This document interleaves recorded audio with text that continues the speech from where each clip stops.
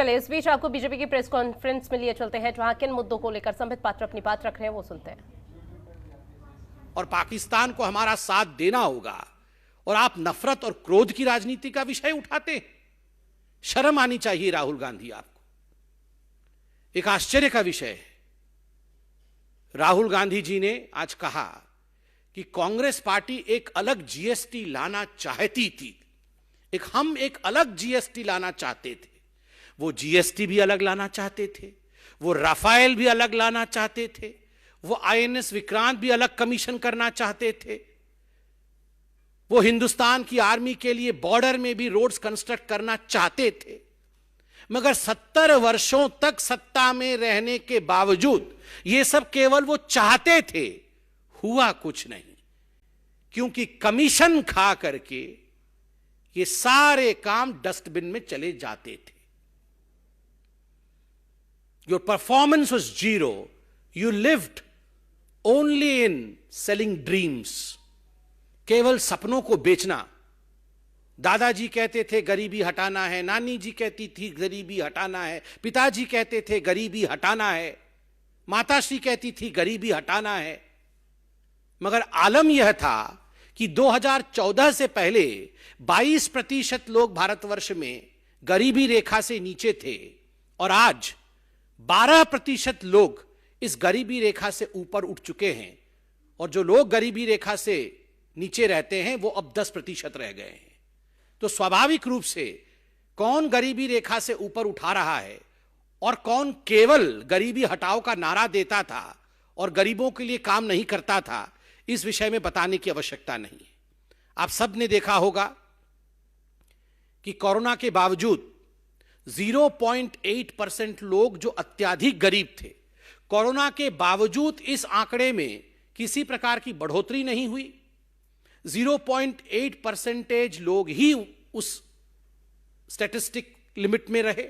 और आईएमएफ ने और वर्ल्ड बैंक ने इसकी सराहना की कि जिस प्रकार से भारतवर्ष ने इसको मैनेज किया है कि गरीबी में किसी प्रकार की बढ़ोतरी नहीं हुई पेंडेमिक के बावजूद, यह अपने आप में this is a telling story, यह अपने आप में एक बहुत बड़ा विषय है। आज राहुल गांधी महंगाई के विषय में बोल रहे थे। उन्होंने आटा भी लीटर्स में आज कन्वर्ट किया है।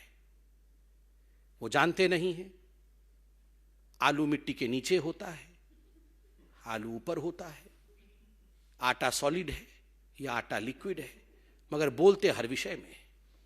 मगर Rahul ji, to enlighten you, एक ऐसा कालखंड था यूपीए के राज्य के समय जब 22 महीनों तक जो महंगाई दर है वो 9% या 9% से ऊपर रही for a continuous phase of 22 months।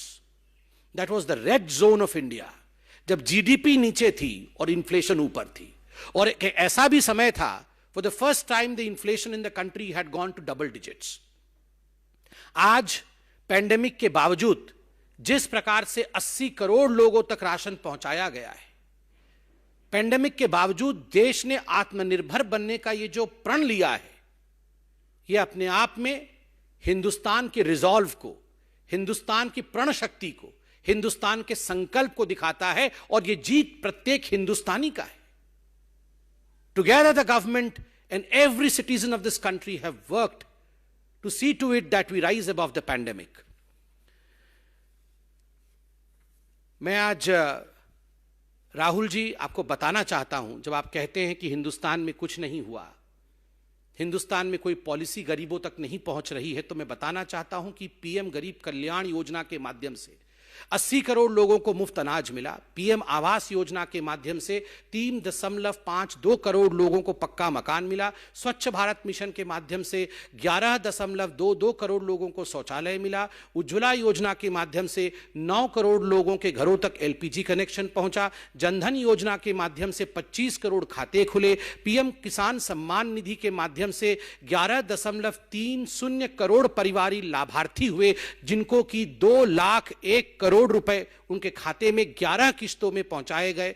हर घर नल योजना के माध्यम से 8 करोड़ लोगों के घरों में नल के माध्यम से जल भेजा गया। आयुष्मान भारत योजना में 3.2 करोड़ लोगों को 5 लाख रुपए तक की मुफ्त चिकित्सा दी गई। 18 करोड़ लोगों के आयुष्मान कार्ड खुले, 213 करोड़ लोगों को मुफ्त टीका दिया गया, 8 साल में 15 एम्स खुले, 8 साल में 200 मेडिकल कॉलेज खुले और पीएम स्वनिधि योजना के माध्यम से 30 लाख रेहड़ी पटरी वालों को ऋण दिया गया। यह है हमारा रिपोर्ट कार्ड। हम केवल हवा में बात नहीं करते, Modi ji delivers, reforms, performs and transform, and we present a report card to the country. And that's the reason as to why, जो आपने अंत में कहा ना राहुल जी, कि जनता सब जानती है, जनता सब जानती है, तभी तो भारतीय जनता पार्टी को वोट देती है, तभी तो आज कांग्रेस खत्म हो चुकी है, तभी तो आज कांग्रेस उत्तर प्रदेश जैसे राज्य में, जहां से कांग्रेस आरंभ हुई थी, वहां आज वो अपने जमानत तक को बचा नहीं पा रही है। वाकई राहुल जी, जनता सब जानती है, and you have to be more responsible in the future. Thank you so much. कोई प्रश्न हो तो अवश्य पूछें।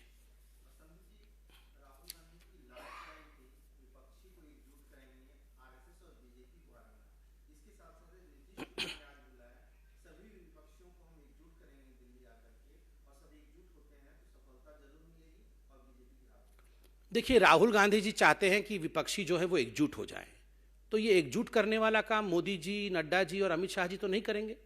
ये एकजुट करने वाला काम उन्हीं को करना पड़ेगा। तो क्या कारण है एकजुट नहीं हो पा रहे हैं? हम रोके हैं उनको एकजुट होने से। और आप बताइए, 2014 से एकजुट होने का जितने भी इनको हथकंडे अपनाने थे, 2 अच्छे लड़के, आप याद करिए किस प्रकार से बुआ और बबुआ, ये सारे इकट्ठे तो हुए थे।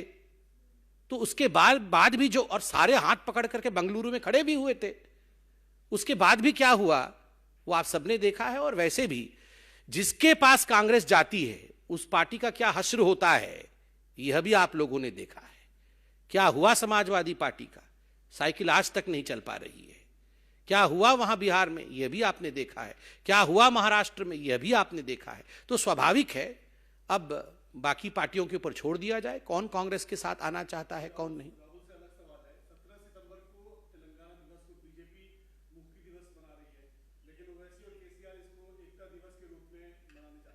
इस पे कोई कमेंट नहीं, इस पे कोई कमेंट नहीं, इस पे तेलंगाना यूनिट कमेंट करेगी। राहुल पे कोई सवाल हो तो पूछे।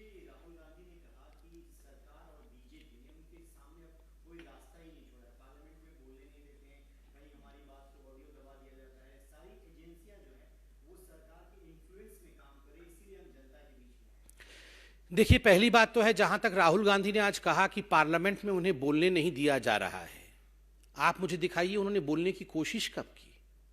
पार्लियामेंट जब भी कन्वीन होता है तो ये राहुल गांधी एंड कंपनी तो पार्लियामेंट के बाहर धरना कर रही होती है, वो पार्लियामेंट के अंदर कहां होती है।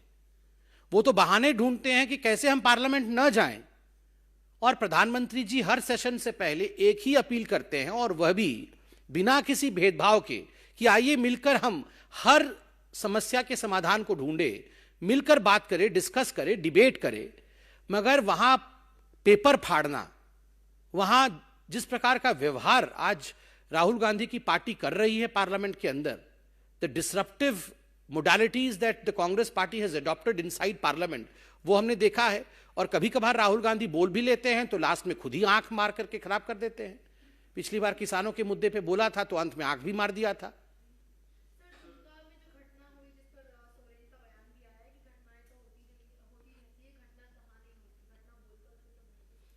नहीं, देखिए, दुमका में जो घटना हुई वो बहुत ही संवेदनशील घटना है। हम सबको इसके प्रति बहुत ही संवेदनशीलता के साथ अपने वक्तव्य को रखना चाहिए। अगर सोरेन साहब ने इस प्रकार का वक्तव्य दिया है तो मैं इसका खंडन करता हूं। ये बहुत ही गलत विषय है, इस पे उन्हें माफ़ी मांगनी चाहिए। ये इस प्रकार से घटना होती रहती है, हुआ तो हुआ, ऐसे भाषा का प्रयोग उचित नहीं है। Thank you so much.